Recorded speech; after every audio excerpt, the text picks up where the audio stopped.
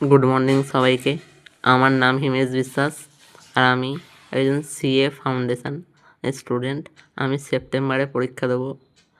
আমার regular 8 আওয়ার্সের class থাকে, মাঝখানে 30 মিনিটসের ব্রেক। আপনারা যদি আমার আগের ভিডিওগুলো দেখে থাকেন তাহলে আপনারা দেখেছেন আমার A12-এর রেজাল্ট বেরিয়েছে। যদি না দেখে থাকেন একটু দেখে নেবেন। আর এখন 8:30 বেজে গেছে, আমি ক্লাস করি, তারপরে আপনাদের সাথে দেখা করছি। 2 hours later. আমার ক্লাস শেষ হয়ে গেছে।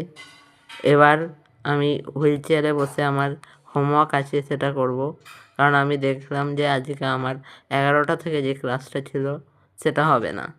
আমি এবার আপনাদের সাথে হোমওয়ার্ক করার পরে দেখা করছি। আপনারা দেখতেই পাচ্ছেন আমি পড়ছি এখানে। আমার পড়া হয়ে গেছে।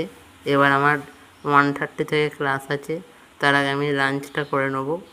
আর তারপরে আমার বিকেল 4টে থেকে ক্লাস আছে।